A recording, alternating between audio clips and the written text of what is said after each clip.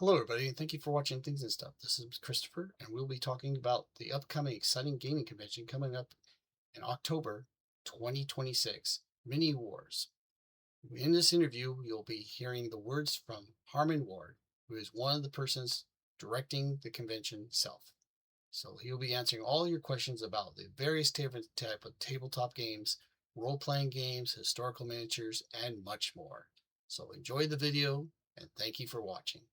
And without further ado, ladies and gentlemen, I'd like to introduce Mr. Harmon Ward, who is the convention coordinator for Mini Wars 2026. Mini Wars 2026, I would like to ask you, share with you why people should attend this convention this year, Mr. Ward. Thank you, Christopher. Mini Wars is one of the more affordable game conventions in the Southern California area. It's easy to find along the Riverside Freeway and the 57 Freeway in northern Orange County in the city of Fullerton at Cal State Fullerton. It's a lot of fun, and I certainly enjoy hosting the convention, and everybody that goes tends to have a great time. And here it's real close to Disneyland. How far away is it from Disneyland, for reference? 20 minutes from Disneyland. And what freeway is it off again? State College Boulevard. Okay, thank you. The historical miniatures are the foundation of the HMGS events. Are you including sci-fi, fantasy, board games, card games, and RPGs like Gamebusters BX and D&D 5.5? Yes, the games are submitted by the GMs. I don't choose what games are there or not there. It's whatever the game masters want to play and what they want to host. We have a lot of historical miniatures. We have a lot of everything. One of the questions that I would like to ask is, what standout games, showcase tables, tournaments, or special events should players look forward to on October 10th and 11th?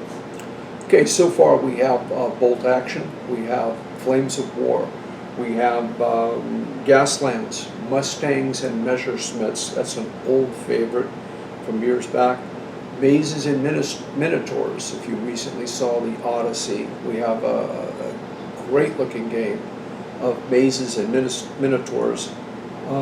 Shadowrun, Battle of Bunker Hill, and a number of other historical games that are coming up. Okay, one of the questions we also asked Mr. Ward, and thank you for doing this interview. It's a nice treat to have you with us. Mini Wars attracts both long-term players and brand new players, and why is that so? When we got started, there was no computer games. There were no broad-based gaming. It was historical miniature gaming, the Milton Bradley style games, the Avalon Hill war games, and everything else hadn't been invented yet. As things evolved and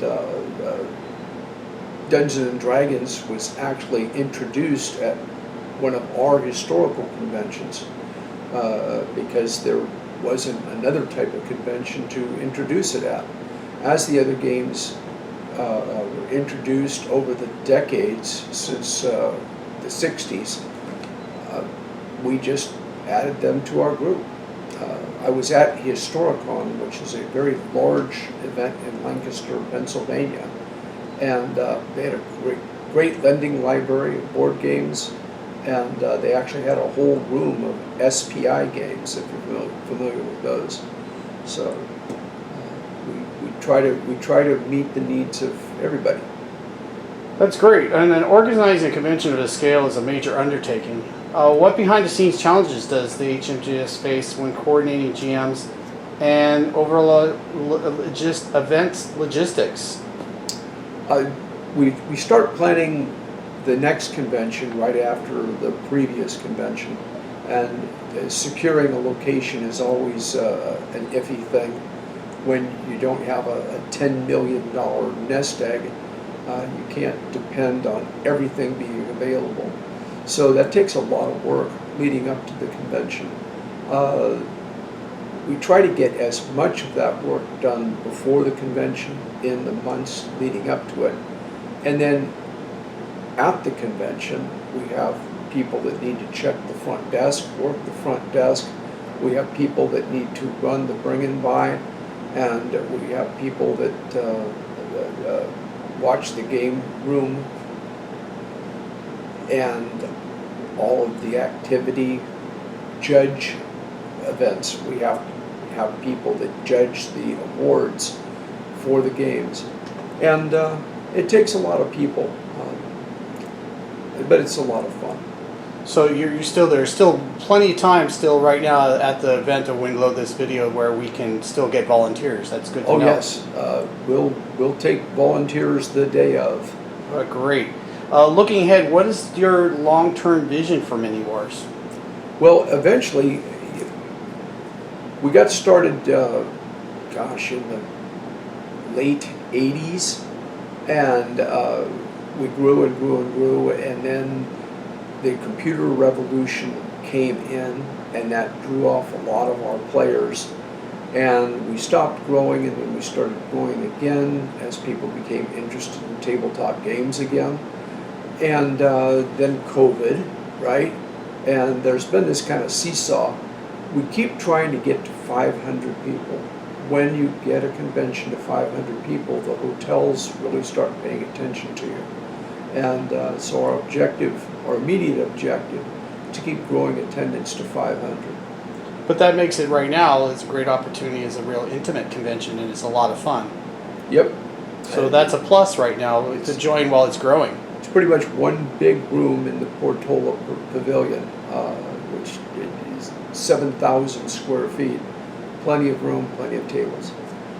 Mini Wars features contests, painting competitions, and a popular bringing buy, which you mentioned, where attendees can buy, sell, and trade gaming materials.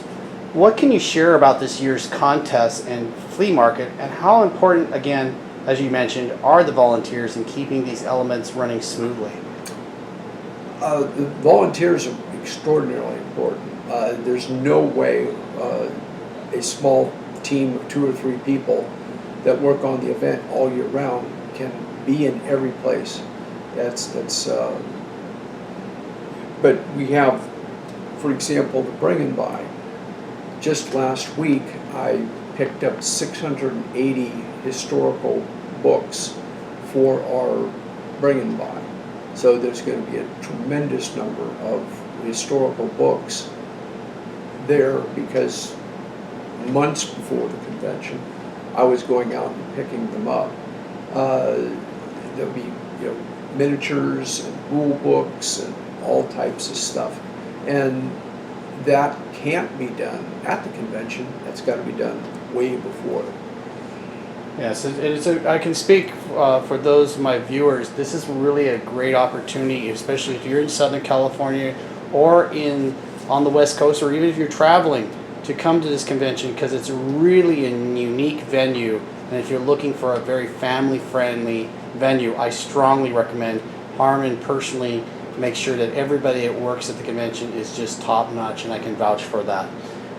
Mini Wars includes board games, RPGs, card games, sci-fi, fantasy, miniatures.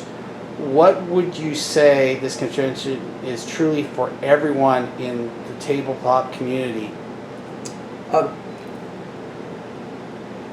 My wife and I raised 5 children.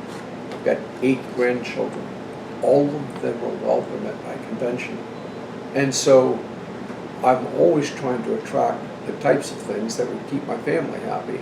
And they run the gamut like any other group, where one of them likes a certain game and another one likes another game.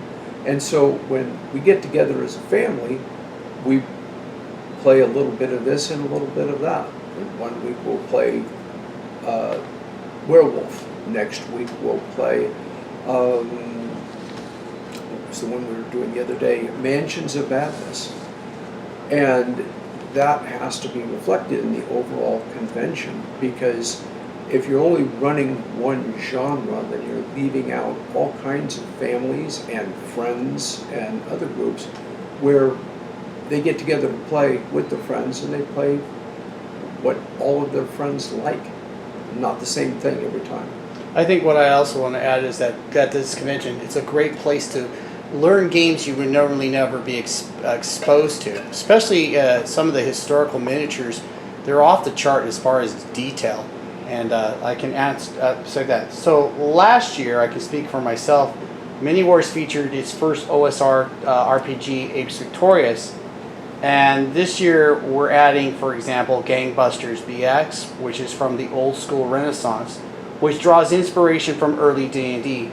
But many old school Renaissance games today are fully modern systems, which is a misdemeanor. Many people don't know that fact. They include fast play, exploration-driven, rules-like designs like old school essentials, basic fantasies, swords and wizardry, and I like to add mazes and minotaurs, which falls into that category. And especially what's exciting this year, we have new hybrid systems such as Shadowdark, which won the Ennies at last year's Gen Con. So if you're looking for an opportunity to play Shadowdark, I recommend you guys. And it uses modern mechanics with a lot of the old school feel, and have become breakout hits nationwide. The OSR scene is huge in conventions like GaryCon and other Midwest and East Coast events, and Mini Wars is becoming one of the first conventions on the West Coast in Orange County to truly welcome and support this growing niche in the OSR hybrid systems. And it's important to Mini Wars, fitting alongside modern RPGs like D&D 5.5 as the convention continues to broaden its role-playing offerings, which we want to make sure that people do know. We do offer openings for role-playing games and other tabletop games, which you touched on. How excited are you to have the OSR element coming to our convention? Because they bridge generations and allow grandfathers to play a game with their grandchildren, I'm very excited about that. I had a great opportunity at Enfilad to play the Battle of Stalingrad in the bolt action rule set with my grandson Christopher, who has been around for 20-something years now at game events, even when he was a baby. And hanging out with him on a wargaming table after all those years was an amazing moment. Yes, and he rolled really good. That's amazing. Yeah. And as for myself, I want to touch on myself, as I mentioned, that I will be personally running Gangbusters BX, which is a historical-based RPG. So, created by Mark Hunt, who you probably heard is pretty famous for bringing back Gangbusters, which was originally put out by TSR. So we're honored to have Gangbusters as a historical RPG at Mini Wars. How would you describe HMGS's mission and its roles in supporting the tabletop community in Southern California, Mr. Ward? The Historical Miniature Gaming Society is a 501c3 educational nonprofit.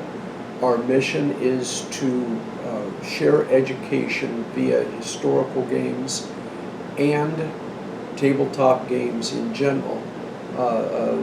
Most of you know that tabletop games do a lot of math.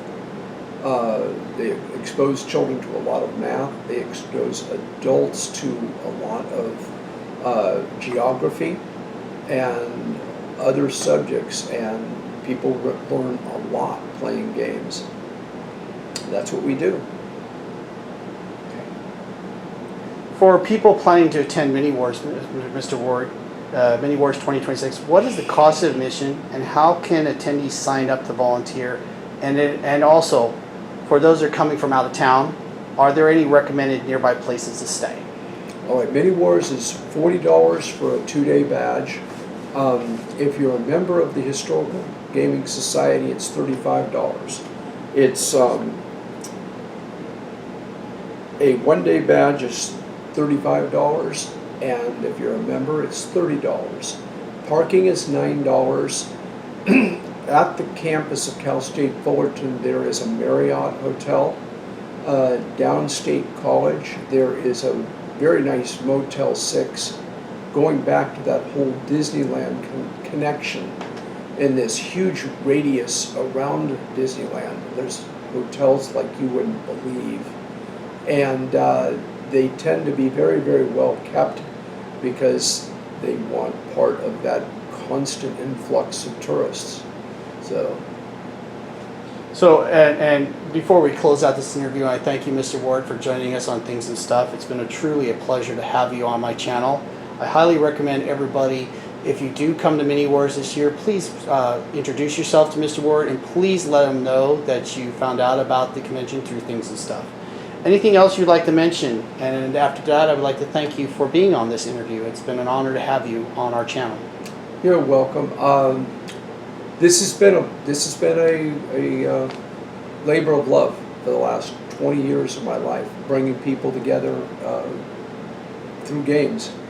One of my grandsons is autistic, and his therapist said playing games with him is one of the best things you can do, because he got to focus on the game to continue to play, and he likes playing.